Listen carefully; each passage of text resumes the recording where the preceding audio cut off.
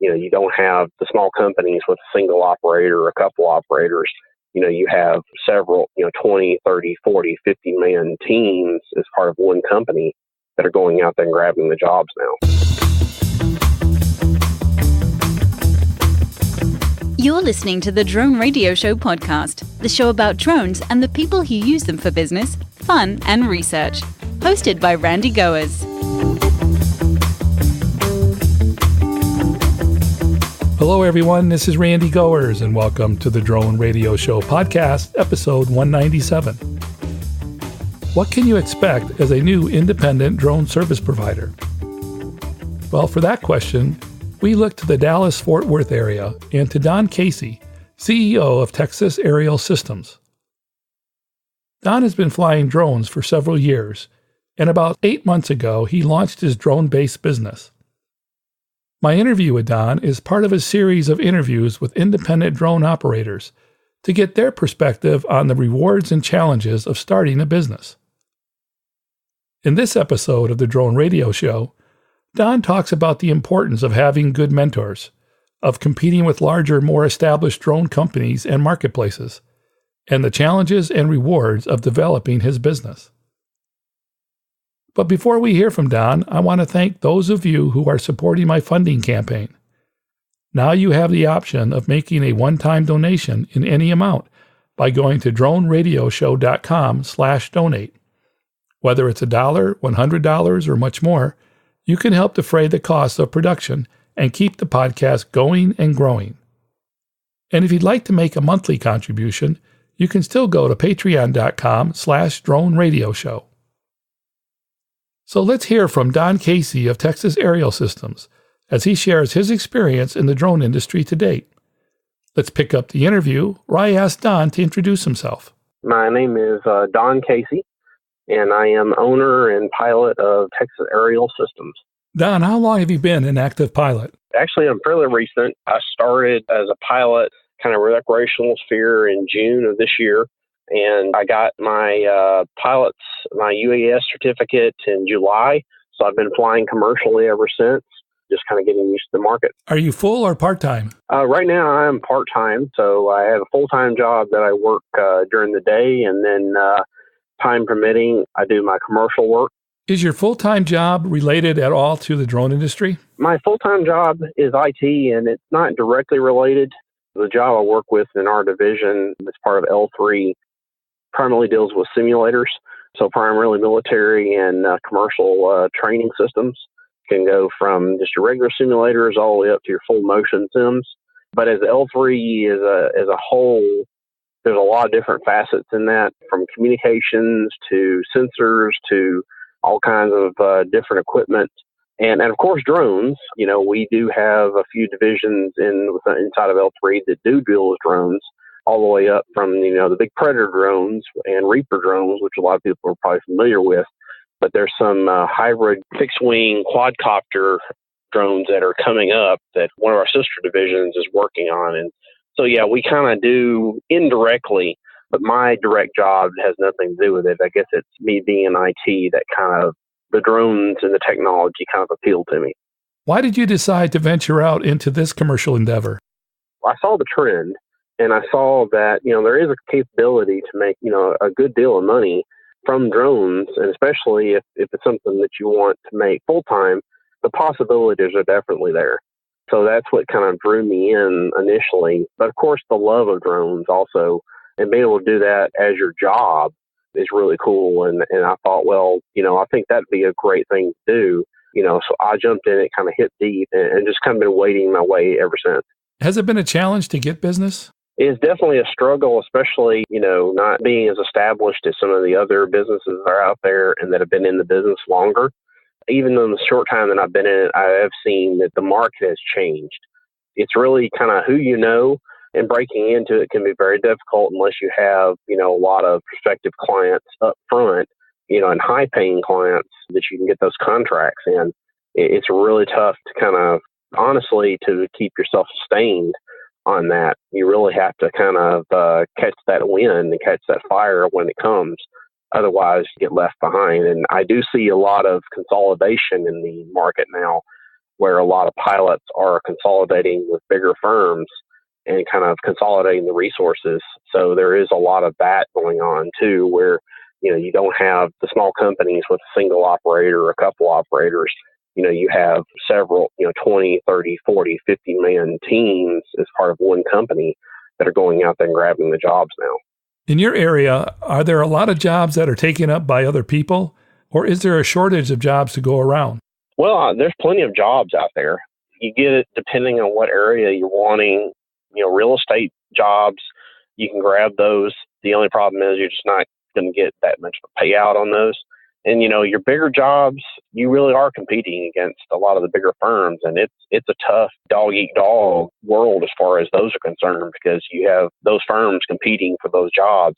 And a lot of times they've been in business longer than you, and they've got a lot more resources, and they've already kind of got a list of established clients kind of under their belt that they can say to a potential client and say, look, we've already been doing this for this long.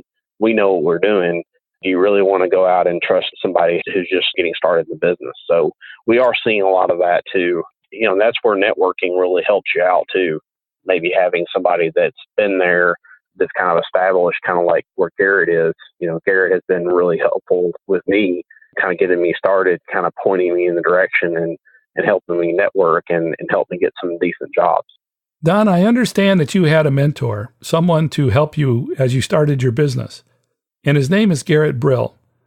Now, do you think that if you hadn't had the help of Garrett, that you would have developed a much different type of business? Oh, yeah, I think definitely. Not having that mentor, not having somebody who's already kind of been in the ring, as it were, and kind of help not only lead the way, but also opening some doors for you. Yeah, I think it would have been a totally different thing. I definitely probably wouldn't have got into it commercially if I hadn't. So are you having fun, or is this a stressful business? Well, I will say it's a little bit of both. The fun part is getting out and flying the drones, and just the sheer fun of flying. There's rewards in that. You get to go places and you get to see things. And of course, take beautiful photographs of things, take video of these areas and get to see things. That's definitely the fun part of that. Now, you have to realize you're dealing with customers. And like I said, most of the customers I've dealt with have been really great. But every so often, there's people out there that are probably using some of the job boards. You do run into some of the difficult customers, and I'll paraphrase. Basically, they want 10 to 20 photos and all of this, basically, hours worth of work, and they're only going to pay you, $50 for it. And they get really specific on this, and, it's kind of, why am I wasting my time with this? And it's not fun. You're traveling 30 minutes out of the way to do these jobs just to kind of get some experience under your belt, and you're dealing with it. I guess it's sort of, in a way, you're kind of establishing yourself and sowing those seeds of trust, but it definitely has its drawbacks as well, for sure. Now, I know it's only been about 8 months, and that's not a lot of time, but what have you learned in that period that you didn't know beforehand? My big lesson was never sell yourself short. It's real easy to get discouraged and want to give up. Perseverance is the big thing there, and don't get discouraged. You want to stay positive, and that helps you in spades. I will tell you that. You're going to have your good days and your bad days, for sure. The second thing is don't overextend yourself. And what I mean is, I've seen the mistake, unfortunately, it's been talked about, is people go out and buy $20,000 worth of drone equipment, and they don't have the business for it. That's never a good financial decision to make in any business, but even more so in the drone business. And so the big thing is just kind of crawl before you walk. I know that sounds corny, but it's one of those things that you start small, just kind of get you a drone, get a few contracts under your belt, work to pay that initial investment off, and then turn around. Now, like I said, it'd be a total different thing is if you came in and you had roof inspections or you had thermal inspections right off the bat and big paying contracts that were lining up, and you had several of these. Maybe it would be a good return on investment to purchase one of the higher end drones where that kind of equipment would benefit you. What type of jobs are you most focused on right now? I initially got started, like I said, kind of in real estate. Some of the commercial real estate, is decent. But my primary focus has been, roof inspections, thermal inspections, construction, mapping. Those are huge. I think really inspection work is really where you're going to find your most benefit, because I mean, if you get in there and you work with, say oil and gas, or you work with energy companies, things of that nature, they're more willing to pay for your expertise, and it helps them because they don't have to go out there and send somebody and spend days and days and days out inspecting something, when we can send out a drone and do it in a quarter of the time. So did you know anything about flying drones or the hardware that you needed to do any of the inspections before you started doing them?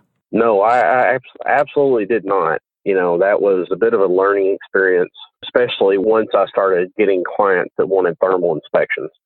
You can get started probably, if you're looking at thermal inspections, well, a lot of the big clients are looking for is they want high resolution, radiometric inspections. And of course, I had no idea what that was when I first got started, right? I mean, like most of us, if I had walked up and said that to you, you'd have looked at me kind of crossed and goes, what in the heck is he talking about? That was kind of the thing. And that's, again, where I had a really good mentor to help me out. But I did a lot of research on my own. So I kind of looked and see what those terms meant and how they applied to me. So that's where I made the decision, okay, it's probably time to look at a drone that has a capability to carry a thermal camera.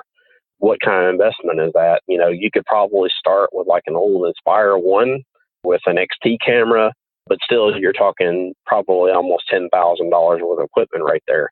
So my next decision, that's when I purchased my M210 and got my thermal camera. And the reason I chose M210 over the Inspire was, as a side benefit, I am working toward benefiting public safety, kind of volunteering with our local police and fire, and helping them out in situations where drone technology will help them, whether that be search and rescue, where there's suspects, they're trying to get angles on a house because it's a situation where suspects maybe be barricaded themselves in a house, things like that. So in that sphere, the M210 helped me out. Well, it helped me out now in my commercial business, but it made it a really good fit for the public safety as well. Yeah, you're right. Public safety is really hot these days, and organizations are really starting to grow into that area. I think I've been amazed, even in the short time that I've been in it, that public safety has embraced drone technology as well as they have. And like I said, there's obvious reasons for that, right? We've seen the benefit during Hurricane Harvey. We've seen the benefit during the hurricane that was in Florida, the wildfires out in California. In fact, I've had several leads on job out in California to do that for the next 4 months. But the only problem with that is, again, that's where you still have to keep yourself realistic. Can I afford to quit my job, my full-time job, and go out to California for 4 months and fly out there for them? Again, that's kind of where you have to make that decision. And for my final question, Don, looking down the road, how do you see the drone industry fitting into your life? Well, I don't think it's going anywhere as far as in my life. I see myself still doing drones years from now. I think the role of drones is definitely going to change as we see it progress. I mean, we think about how it's changed in the few short years that it's been around. I think we're going to see more software becoming a big thing. Again, that's where the tech industries kind of in the drone industry you'll see a lot more synergy there. You're going to see where big software and drones are going to be hand in hand. That's it for episode 197 of the Drone Radio Show. I hope you enjoyed hearing from Don Casey of Texas Aerial Systems. I want to thank Don for taking the time to speak with me. If you want to learn more about Texas Aerial Systems or want to connect with Don, check out the webpage at texasaerialsystem.com. If you like the Drone Radio Show, please consider supporting the podcast with a small donation. The content is always free, but for as little as $1, you can help defray the costs of production. To donate, go to droneradioshow.com/donate or patreon.com/droneradioshow. And thanks for listening. Your support means a lot to me, and I hope you'll listen to more episodes of the Drone Radio Show podcast to hear how others are using drones for business, fun, and research. For the Drone Radio Show, I'm Randy Gores.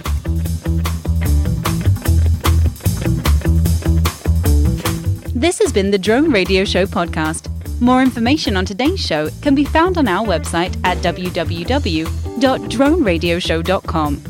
If you're using drone technology for business, fun, or research and would like to share your experience on the show, please visit our website and fill out a guest appearance application. And don't forget to follow us on your favorite social media channels.